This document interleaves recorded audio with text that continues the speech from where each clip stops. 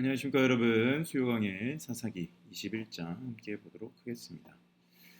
여기 있죠. 베냐민 자손의 아내 이스라엘 사람들이 미스바에서 맹세하여 이르기를 우리 중에 누구든지 딸을 베냐민 사람에게 아내로 주지 아니하리라 하였더라. 그래서 이스라엘이 베냐민 지파를 다 물리친 이후에 이제 베냐민을 이게 아내로 주지 아니하겠다라고 선언을 하였죠. 네, 이렇게 하면 되는데 왜 이렇게 또 우는지 보죠. 백성이 베델에 이르러 거기서 저녁까지 하나님 앞에 앉아서 큰 소리로 울며 이르되 이스라엘의 하나님 여호와여 어찌하여 이스라엘에 이런 일이 생겨서 오늘 이스라엘 중 한 지파가 없어지게 하시나이까 하더니 이튿날에 백성이 일찍 일어나 거기 한 제단을 쌓고 번제와 목제를 드렸더라. 그러니까 아내로 주지 않으면 이제 자기들끼리 결혼을 하는 거죠. 자기들 지파들끼리 결혼을 하니까 이제 다른 지파와 이제 연합체를 만들 수 있는 그런 일들이 사라지겠죠. 그러다 보면은 이제 이스라엘과 연결고리가 없어지다 보니 한 지파가 아예 없어지게 되는 일들이 일어나게 될 것이고 그것에 대해서 우려하면서 울게 된 것이죠. 이스라엘 자손이 이르되 이스라엘 온 지파 중에 총회와 함께하여 여호와 앞에 올라오지 아니한 자가 누구냐 하니 이는 그들이 크게 맹세하기를 미스바에 와서 여호와 앞에 이르지 아니하는 자는 반드시 죽일 것이니라 하였습니다. 이스라엘 자손이 그들의 형제 베냐민을 위하여 뉘우쳐 이르되 오늘 이스라엘 중에 한 지파가 끊어졌도다. 그 남은 자들에게 우리가 어떻게 하면 아내를 얻게 하리요? 우리가 전에 여호와로 맹세하여 우리의 딸을 그들의 아내로 주지 아니라 하리라 하였도다. 하나님 앞에 맹세를 했죠. 맹세해 놓고 이제 그 맹세한 것에 대해서 후회를 하고 있는 것이죠. 맹세를 안 하던가 아니 맹세를 한 것에 대해서 이런 일들이 일어나게 될 것에 대해서 생각하고 하지 말아야 될지를 결정을 해야 되는데 앞뒤도 생각하지 않고 이제 그들과 연결이 되지 않겠다라고 선언을 했단 말이죠. 이게 과연 누구의 잘못일까? 뭐 하나님이 이렇게 하라고 해서 한 것도 아니고 자신들이 그들과 이제 더 이상 연합하지 않겠다라고 생각을 해서 선포를 하고 보니까 이제 그렇게 하면 이스라엘에서 베냐민 족속이 사라지면 12지파의 이제 계승이 사라지게 되는 것이죠. 왜 이런 결정을 했을까? 또 이르되 이스라엘 지파 중 미스바에 올라와서 여호와께 이르지 아니한 자가 누구냐 하고 본즉 야베스 길라앗에서는 한 사람도 진영에 이르러 총회에 참여하지 아니하였으니 백성을 계수할 때에 야베스 길라앗 주민이 하나도 거기 없음을 보았더라. 이제 야베스 길라앗 사람들은 오지 않았죠. 회중이 큰 용사 12,000명을 그리로 보내며 그들에게 명령하여 이르되 가서 야베스 길라앗 주민과 부녀와 어린아이를 칼날로 치라. 너희가 행할 일은 모든 남자 및 남자와 잔 여자를 진멸하여 바칠 것이니라 하였더라. 우리들이 야베스 길라앗 주민 중에서 젊은 처녀 400명을 얻었으니 이는 아직 남자와 동침한 일이 없어 남자를 알지 못하는 자라. 그들을 실로 진영으로 데려오니 이곳은 가나안 땅이더라. 온 회중이 림몬 바위에 있는 베냐민 자손에게 사람을 보내어 평화를 공표하게 하였더니 그때 베냐민이 돌아온지라. 이에 이스라엘 사람이 야베스 길라앗 여자들 중에서 살려둔 여자들을 그들에게 주었으나 아직도 부족하므로 백성들이 베냐민을 위하여 뉘우쳤으니 이는 여호와께서 이스라엘 지파 중에 한 지파가 빠지게 하셨습니다. 회중의 장로들이 이르되 베냐민의 여인이 다 멸절되었으니 이제 그 남은 자들에게 어떻게 하여야 아내를 얻게 할까 하고 또 이르되 베냐민 중 도망하여 살아남은 자에게 마땅히 기업이 있어야 하리니 그리하면 이스라엘 중에 한 지파가 사라짐이 없으리라.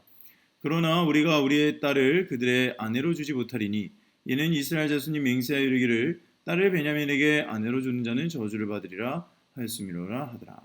그러니까 범죄를 저지른 베냐민 지파와가 이제 아주 멸절당하게 생기니까 이제 12지파 중에 하나가 사라질 것에 대해서 계속해서 후회를 하고 있죠.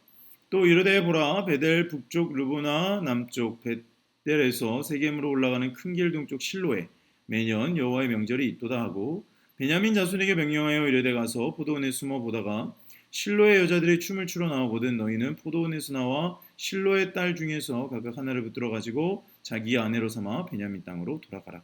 그러니까 임기응변으로 자기들은 줄 수 없으니까 너희들이 스스로 데리고 가서 후손을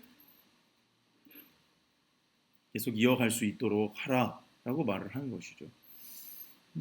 이스라엘의 이런 선택이라고 하는 것이 과연 어떤 의미를 가지고 있을까에 대한 것을 우리는 계속 생각해 봐야 되겠습니다. 자기들 마음대로 결정하고 자기들 마음대로 선포하고 그것 때문에 하나님께 저주를 받을까봐 다른 일들을 계속해서 자신들의 생각대로 이렇게 이어져 나가는 모습, 이게 과연 옳은 일인가 라는 것을 우리가 살펴봐야겠죠. 22절입니다. 만일 그의 아버지나 형제가 와서 우리에게 시비하면 우리가 그에게 말하기를 청하건대 너희는 우리에게 은혜를 베풀어 그들을 우리에게 줄지니라. 이는 우리가 전쟁할 때에 각 사람 위하여 그의 아내를 얻어주지 못하였고 너희가 자의로 그들에게 준 것이 아니니 너에게 죄가 없을 것임이니라 하겠노라 하매. 그러니까 마음대로, 그러니까 이들이 하나님의 언약을 어기고 준 것은 아니니까 죄는 없을 것이다. 그러니까 말 그대로 축제가 벌어지고 있는 곳에서 베냐민 사람들이 마음대로 말 그대로 납치를 인신매매를 해서 데리고 가라. 그러면 우리가 하나님 앞에 맹세한 것은 지킬 수 있고 또 베냐민 지파가 후손을 잊지 못해서 멸절당하는 일도 없을 것이다. 이게 참 이스라엘 사람들의 머리에서 나온 생각이 이게 얼마나 자의적이고 자기 마음대로 하나님께, 누가 하나님이 이렇게 하라고 했습니까? 하나님이 하라고 한 것도 아닌데 자기들 나름대로 베냐민을 벌주고 그들과 연합하지 않겠다라고 해놓고 나서는 이제 또 다른 상황이 문제가 될 것 같으니까 임의로 그들에게 인신매매를 해서 후손을 삼아라라고 말을 하는, 그리고 너희들에게 죄를 묻지 않을 거다라고 말을 하는, 이것이 참 이스라엘 사람들의 머리에서 나온 방법이라는 거예요. 하나님 앞에 벌받기는 싫고, 그렇다고 해서 또 베냐민과 섞이기는 싫고, 그렇다고 베냐민도 잃고 싶지는 않고. 계속해서 보죠. 베냐민 자손이 그같이 행하여 춤추는 여자들 중에서 자기의 숫자대로 붙들어 아내로 삼아 자기 기업으로에 돌아가서 성읍들을 건축하고 거기에 거주하였더라. 그때 이스라엘 자손이 그곳에서 각기 자기 집과 자기의 가족에게로 돌아갔으니 곧 자기 각기 그곳에서 나와서 자기의 기업으로 돌아갔더라. 그때 이스라엘의 왕이 없으므로 사람이 각기 자기의 소견대에 옳은 대로 행하였더라. 아멘. 그러니까 말 그대로 마지막 25절의 말씀이 이 모든 것들을 정해주는 거죠. 리더십이 없어요. 왕이 없고 사사도 없고 아무런 기준과 이런 것들이 없다 보니까 자기들의 생각나는 대로 그때그때마다 임기응변식으로 일을 해결해 나가는 거예요. 이거를 하니까 다른 문제가 생기고 그 다른 문제가 생길 것 같은데 또 자기가 앞서서 말한 것들을 어길 수가 없으니까 인신매매를 하려고 하고, 그리고 베냐민 자손은 그것을 또 받아들여요. 여태까지 싸우던 사람들의 말을 또 받아들여서 아내를 데리고 또 자기 땅으로 돌아가고. 참 자기의 소견에 옳은 대로 행하다 보니까 자가당착되는 상황이 계속해서 나오게 되는 거예요. 이게 하나님의 뜻을 걸어가는 것이 왜 그토록 중요하냐면 하나님께서 이끌어 가시는 삶은요, 나의 의지가 아니더라도 자연스럽게 인도하시는 하나님의 손길을 경험하기 때문에 내 생각대로는 앞뒤가 맞지 않는 것처럼 보여도 모든 인과관계와 시공간을 초월한 하나님의 뜻대로 이것이 우리도 모르는 사이에 해결이 돼 간단 말이죠. 그런데 인간은요, 인간의 뜻대로 하는 일들이 왜 문제가 생기냐면 앞뒤 인과관계를 자신들이 능력으로 짜맞출 수가 없어요. 왜냐? 일단 이것부터 해결하고 문제는 뒤에서 해결하자라고 하는 것이 임기방편으로 사람들이 하는 방식이거든요. 일단 이번 문제를 해결을 하자. 정치가 항상 꼬이는 것이 그거죠. 일단 우리의 지지층들이 당면한 문제를 해결하자. 그들의 마음을 풀어주자. 이래서 뭐 세금을 뭐 부자들한테, 뭐 주택 소유 많이 한 사람들한테 때렸더니 어떤 일들이 일어납니까? 임대료나 이런 것들이 또 폭등했고, 그런 것들이 계속해서 반복되면서 사람들한테 또 지원금을 주겠다라고 하니까 화폐가 너무 많이 풀려서 또 물가가 폭등하고, 이게 우리나라만 일어나고 있는 일이 아니라 미국을 비롯한 모든 나라에서 지금 다 일어나고 있는 일이거든요. 또 예를 들어 볼까요? 일본이 절대 금리를 인상을 하지 못합니다. 왜냐? 아베 시절에 주가 부양을 한다고 나라의 유명한 기업의 주식을요, 중앙은행인 일본은행이 샀어요. 중앙은행이 주식을 산다, 이것은 말도 안 되는 거거든요. 근데 일단 해결을 해보겠다고 그렇게 했어요. 그런데 금리를 올리지를 못하죠. 왜? 금리를 올리면 어떻게 됩니까? 자연스럽게 주가가 떨어지니까 일본 은행의 손실이 천문학적으로 발생을 하거든요. 그러니까 지금 엔화가 계속 떨어지는 거예요. 금리를 올릴래요? 올릴 수가 없어요. 그러니까 전 세계 사람들이 가서 소비를 하는 일들은 되지만 정작 국민들이 월급을 올릴 수도 없는 상황. 그것이 계속해서 악순환의 반복을 한다는 거죠. 미국은 또 어떻습니까? 어마어마한 화폐를 풀어대니까, 제가 말씀을 드렸는지 모르겠는데 미국에 갔다 오신 어떤 분이, 최근에 갔다 오신 분이 말씀하시기를 냉면 한 그릇씩 두 사람이 먹었더니 8만 원 나오고, 그냥 작은 동네 레스토랑 가가지고 스테이크 3명이서 먹었더니 막 60만 원, 뭐 50만 원, 60만 원 이렇게 나오고, 맥도날드 가서 빅맥 세트 하나 먹으면 15,000, 16,000원, 그리고 조금 수제버거 먹으면 한 3만 원, 그리고 베이글에다가 커피 한 잔 먹으면 15,000원. 이게 말이 안 되잖아요. 이걸 어떻게 삽니까? 저도 최근에 명동에 갈 일이 있어가지고 명동 백화점에 가서 돌아다녔는데 그냥 쌀국수 한 그릇을 먹었거든요. 뭐 곱창이 좀 들어간 유명한 쌀국수라서 먹었더니 쌀국수 한 그릇에 18,000원이에요. 쌀국수 한 그릇에 18,000원. 와, 이게 왜 그러냐? 일단 지금 당면한 문제를 해결하기 위해서 화폐를 풀고 보조금을 풀고, 일단 이번 거를 해결하고 다음에 생각하자. 그러니까 막 인플레이션이 천정부지로 올라가니까 어떻게 됩니까? 금리를 마구잡이로 올렸죠. 그러니까 온갖 기업들이 또 파산하고, 이런 일들이 계속해서 악순환이 일어난다는 거예요. 여기도 보십시오. 전쟁에서 자신들이 이겼어요. 그러니까 베냐민들과 이제 엮이기가 싫어요. 그래서 그들에게 하나님 앞에서 맹세를 합니다. 우리의 딸을 주지 않겠습니다. 그리고 보니까 베냐민 자손의 후대를 이을 데가 없어요. 그러니까 지파가 소멸될 것 같아요. 그러니까 또 이제 고민하는 거예요. 야, 지파가 소멸되면 안 되는데. 우린 12지파이었을 때 우리의 존재와 하나님과의 연합관계가 성립되는데 하나님을 놓치기는 또 싫은 거예요. 여기에서 뭐 하나님한테 물어본 게 아무것도 없어요. 다 자기들 마음대로 하는 거예요. 자기들 마음대로 했다가 제사 드리고, 자기들 마음대로 했다가 하나님 앞에 울부짖고, 자기들 마음대로요. 다.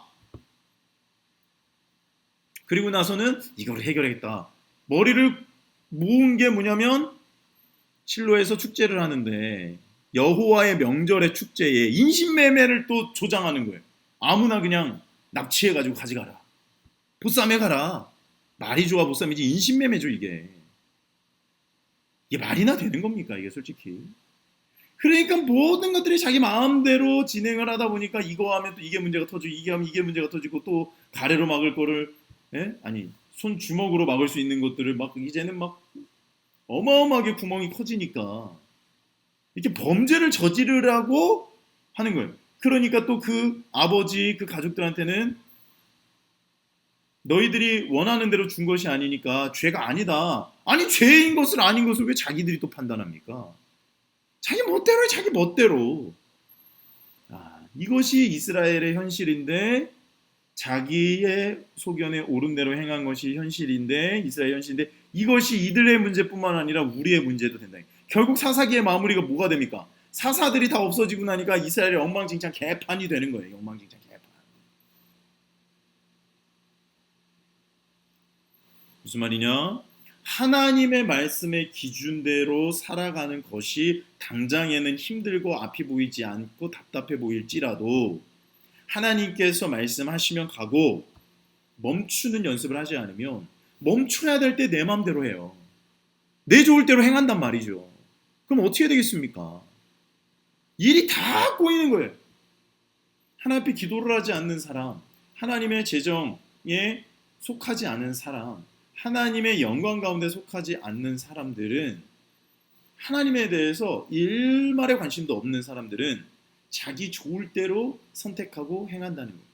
그러니 일이 꼬이고 해결하려고 봤을 때는 와, 이게 어떻게 해결할 수 있는 방법이 없어지는 거죠. 이것이 인생에 꼬인 일들입니다. 그래서 하나님 앞에 무릎 쓸 때 이 꼬인 것들을 하나님께서는 소멸하는 불로 다 그냥 태워버리신 다음에 처음부터 아무것도 없는 처음부터 기초부터 세워가시면서 될 수가 없는 일인데 기적을 행하시면서 우리를 다시 회복시키신다. 이것을 우리가 배워야 돼요. 이것은 말씀을 통해서밖에 배울 수가 없습니다. 울부짖는다고 되는 게 아니에요.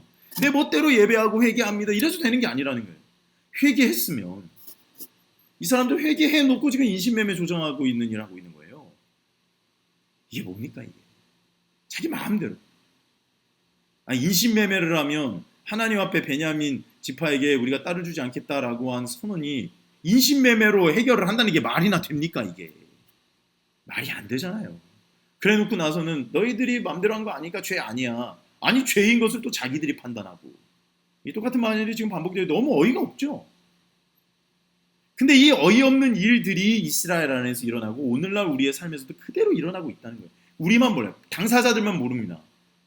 이 꼬인 것을 해결하기 위해서 가족들 간의 관계도 꼬이고 고부 간의 갈등, 또 친척 간의 갈등, 형제 간의 갈등. 근데 이 갈등을 풀 수 있는 방법이 뭐다? 말씀 가운데 무릎 꿇고 주께서 주시는 사랑과 인내로 격려와 칭찬과 토닥거림과 성내지 아님과 온유함으로 이 문제를 해결할 수가 있어요. 다윗은요, 인간의 꼬인 일들이라고 하는 것들은 다 경험해 본 사람이에요. 정치 한가운데서. 근데 왜 그가 주의 말씀은 내 발의 등이요 내 길의 빛이니이다, 왜 그런 고백을 할 수 있었겠습니까? 주님의 말씀을 붙들었을 때서야 비로소 하나님이 하나님 되심을 드러내시며 꼬인 것들도 다 풀어내시는 능력을 베푸시고 있기 때문이죠. 이사야서에서도 뭐라고 합니까? 아하스 왕에게 가만히 있어라. 쟤네들은 아무것도 없이 그냥 다 알아서 무너질 거야. 근데 가만히 있지 못하죠. 그러니까 문제가 더 꼬이는 거예요. 개인도 그렇고 나라도 그렇고 민족도 그렇고 전 열방도 그렇고 뭐 정치 공학 어쩌고 저쩌고 그 일만 더 꼬이게 만드는 거예요. 이제 말씀을 마무리할까요? 우리의 인생 가운데 하나님을 초대하는 방법, 그것은 우리가 작년부터 계속 캠페인하고 있지만 말씀으로 돌아가는 것, 통독하는 것, 묵상하고 하나님께서 지금 내 삶에 원하시는 것들이 무엇인지를 기다리고 위기처럼 다가온 상황을 하나님께서 이런 상황에 나를 왜 놓으셨을까? 하나님께서 뭔가 말씀하시고 싶으신 것이 있는 것은 아닐까? 이 말씀 가운데 거하고 생각이 바뀌기 시작하면 하나님께서 인도하시는 방향이라고 하는 것을 다니엘과 세 친구처럼 지혜의 문이 열리게 되고 그 가운데 풀무불에 들어가는 결정마저도 나의 인생을 다 태워서 주님 앞에 내 삶을 드립니다. 그렇게 아니하실지라도 내가 주의 길을 가겠습니다로 결정하는 순간 돌파구가 생긴다는 거예요. 이렇게 짱구 굴려가지고 이스라엘 백성들처럼 자기 머리 막 굴려가지고 이렇게 말도 안 되는 일을 벌이는 것보다는 정면으로 하나님 앞에 나아가고 베냐민이 회개하고 하나님 앞에 같이 제사를 드리고 자신들의 죄를 온전히 주님 앞에 자복하는 일이 있었다면 이런 쓸데없고 말도 안 되는 일들이 일어났었겠습니까? 그래서 우리에게 필요한 것은 뭐다? 주님 앞에 무릎 꿇는 삶. 나의 소견에 옳은 대로가 아니라 내가 이해되는 방법이 아니라 성경을 통하여서 하나님께서 말씀해 주시고 있는 방법이 무엇일까 고민해 보는 것. 이 오늘 우리가 읽은 말씀이 있다면 하나님께서 이 에스라서를 통해서 이 역대하서, 역대상서를 통하여서 이 역사 가운데 운행하시는 하나님이 어떻게 이스라엘을 다시 재건시킬 수 있도록 한 사람 한 사람을 부르셨을까? 우리가 작년에도 에스라 봤잖아요. 올해 초인가요? 어마어마한 결단을 내리고 주님 앞에 돌아왔을 때 비로소 예배하는 역사부터 시작해서 말씀을 배우고 그것으로 강력한 정사와 권세와 맞서 싸울 수 있는 용기, 본질을 해결할 수 있는 문제로 들어갈 수 있는 것을 우리가 지금 읽고 있는 통독, 역대상하, 에스라, 그것을 통해서 우리가 볼 수 있다는 거 아닙니까? 그래서 하나님께서 우리에게 살아있는 하나님의 말씀인 성경을 주셨다. 그 성경대로 갈 때에 이스라엘의 왕이 없으므로 우리에게 왕 여호와 하나님이 계셔서 자기의 소견대로 옳은 것이 아니라 하나님의 기준에 합한 대로 행하였더라 라고 주께서 칭찬하시는 삶을 살 수 있는 것이죠. 그것이 교회, 가정, 일터, 내가 밟고 있는 모든 땅에서 이루어질 때에 바로 그것이 하나님 나라, 영광을 얻을 수 있는 곳이 되는 것이죠. 그래서 우리가 사사기를 이제 마무리하는데 여러분 사사기를 통해서 뭘 느끼셨습니까? 인간의 힘으로, 인간의 생각으로, 인간의 이해로 하는 모든 것들은 다 실패합니다. 그러나 하나님은 단 한 번도 실패하신 적이 없어요. 그래서 사사기를 통해서 우리가 배울 수 있는 것은 인간은 실패하지만 하나님은 결코 실패하지 않으니 하나님께서 주시는 지혜와 말씀과 능력을 힘입을 수 있도록 우리를 내려놓고 여호와를 따르라, 여호와를 기준으로 삼으라, 여호와를 왕으로 삼으라. 그때 하나님께서 역사하시니 아브라함과 이삭과 야곱을 통해서 이스라엘 전체 예수 그리스도를 통한 하나님 나라의 영광을 맛보는 주의 백성들로 거듭나 하나님의 영광을 누린 인생을 살 것입니다.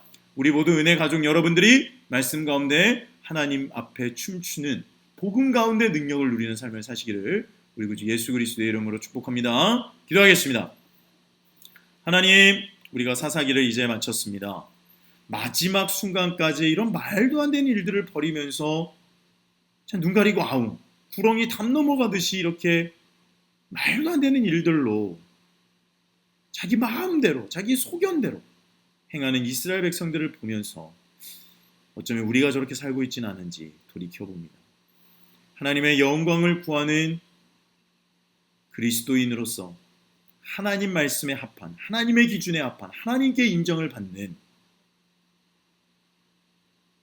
우리 인생이 될 수 있도록 인도하여 주시옵소서. 사사기를 1장부터 지금까지 인도하신 주께 감사드리며 우리가 말씀 가운데 더 거하는 삶으로 하나님께 영광 돌릴 수 있도록 인도하여 주시옵소서. 감사하며 예수 그리스도의 이름으로 기도하였습니다. 아멘. 사랑하고 축복합니다. 내일은 현충일이죠. 쉬는 날입니다. 내일 새벽 기도는 쉬고요. 우리 금요일 밤에 우리 다시 만나도록 하겠습니다. 감사합니다. 사랑하고 축복합니다.